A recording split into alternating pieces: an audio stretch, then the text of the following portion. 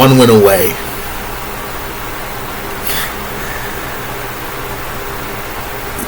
We are one win away. One win. When Mikko Rantanen managed to get possession of the puck and put it in that empty net, a wave of emotion overcame me. I've been an Avalanche fan since our last couple years of Quebec. I've been cheering for this team for about close to 30 years now. And I remember when we first won. And I definitely remember our second one. And I was overcome with emotion that night. June 9, 2001. Saturday night, mind you. And many moons have passed since we've even played for the Cup, let alone won it. And, of course, the end of that era was like a few years later, and we would be stuck, trying to rebuild and put the pieces together. We ended up basically starting over by what? About 2009, 2010, around that neighborhood. And then we had a few postseasons, but they didn't lead to anything because there were too many juggernauts in the way. And then we drafted well and get McKinnon in 2013, but even then we had to build, we had to work, we had to really get down to business. And then the end of the 2017-18 season happens, and we somehow make the playoffs. And I still to this day say we were ahead of schedule, because I thought we were going to be like close, and then we would start making it the following year. Instead, we make it that year and have a bit of a fun attempt, but we don't last long. The following year, we go back in, we win a series. So again, the process was building. It was building towards something, but the last 3 years before that year, it ended with heartbreaking round 2. 7 games against San Jose, 7 games in the bubble against Dallas, and then last year was just anger-inducing. We looked great. That was supposed to be the year, but we just nothing. And then we go to this year. This year, we play our asses off. Best record conference, coming in the hair of the President's Trophy, but we say the hell with that trophy. And then we sweep Nashville because, of course, Nashville was missing a bunch of important links. And then round 2 happens, and we're like, we need to get through this, because that's been our dead end the last 3 years. And we go up 3 games to 1, we lose game 5, a good bit of us were like, oh God, not again, please tell me we're not going to blow this. And Darren Helm puts that puck in, with seconds left in regulation, and the monkey was off our back. We finally made it this far, but it gets better. We won game 1, we won game 2, and Edmonton was chipping this game, but JT Compher, and after the game was tied, JT Compher breaks out of the box and takes the lead, and then they pulled the goalie and they were shooting. The big boys were out there, and then Mikko Rantanen manages to get possession of the puck, and we're one win away, we are. And I feel like I'm literally dreaming right now. I really do. I feel like I'm in this wonderful dream that we're finally going to play for the Cup. We're this close, but this is just a wonderful reality. It is. We are one, and I'll be honest. I wasn't expecting for us to be up 3-0. No. I thought this was going to be a close series. I do make fun of the Oilers. I do make fun of the Oilers a lot, because I've said for years they're the Connor and Leon show. I've said those two need to get out of there. They want to win anything. But this is the best run that version of the Oilers has had.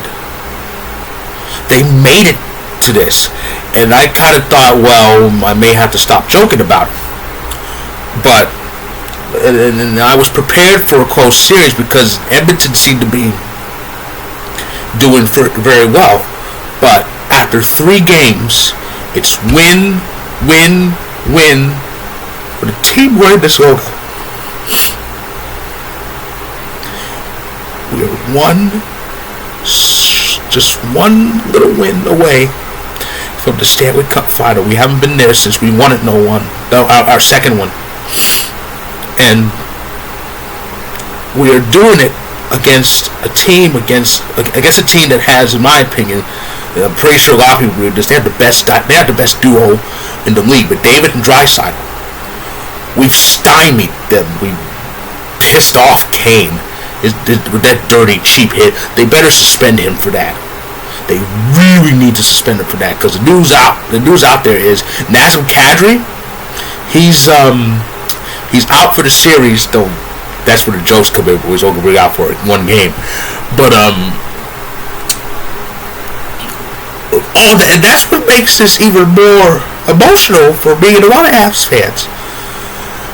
Kadri's been one of our best players in the postseason, and that was a big void when he was out for that game. But we still took care of it. And here we are, just one tiny win away from playing in the Stanley Cup final for the first time since 2001, the first time in 21 years. I was a sophomore in high school when that great run happened. And I'm just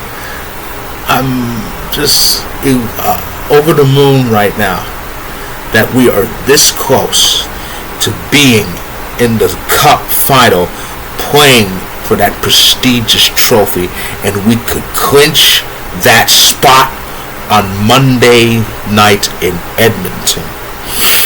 Now, what I do expect is the Oilers to really show out. Mike Smith showed out, though people will say, well, he lost another game. No, he didn't lose that game.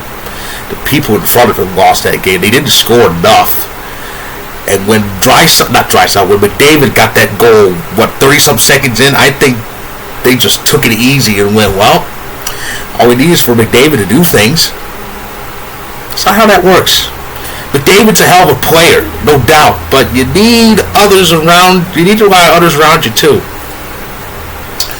So here we are, 11 wins in this postseason, 1 more, and it's off to the Cup final, and we will have home ice in that final should we get there, because the Avs have the best record among the 4 teams that are left. Yeah, when Florida got eliminated, the President's Trophy winner, that home ice overall baton got passed to us because we finished 3 points behind them. So we'll have home ice in the Cup final when that moment comes and we get there. But it was a good game. Surprisingly, I was not nervous. I wasn't really nervous until they pulled the goalie, because I thought, oh boy, they got the heavyweights out there. They might tie this game. And Francouz was stopping things, and the players in front of him were stopping the puck. And we got the that great empty net opportunity, and there it was. So, Avs up 3-0. Monday could be it. It's going to be an amazing day for all of us Avs fans if that horn sounds and we have more goals than them, and a lot of us are standing right behind that Clarence Campbell goal, not touching it, mind you. But yeah, so great win by the Avs. We'll see the Mondays today. But that is my recap of Game 3 of the Western Conference Final. Early tomorrow, mind you, it's Game 3 of the Eastern Conference Final between the Rangers and Lightning. Scene shifts to Tampa Bay, but the Rangers are up 2-0. Rangers have a chance to do what we did, and that's kind of really put Tampa in a bad spot. Now that game's early. It's at 3 p.m. Eastern, noon Pacific, so about a little under a little under 14 hours away. And like I said repeatedly, Game 4, Western Conference Final, Avalanche Oilers in Edmonton. That's Monday. This could be it. This could be the night. So, and as Columbo would say, one more thing. Of course, this was announced last night, but Carey Price won the Masterton Trophy for perseverance, and it was well deserved because Carey went through a lot of things, injuries, and I think mental health. And he's a hell of a goalie. I've been a fan of Carey Price since I first watched him. He really led the way for the Habs during that crazy run. One of my favorite playoff runs was that one.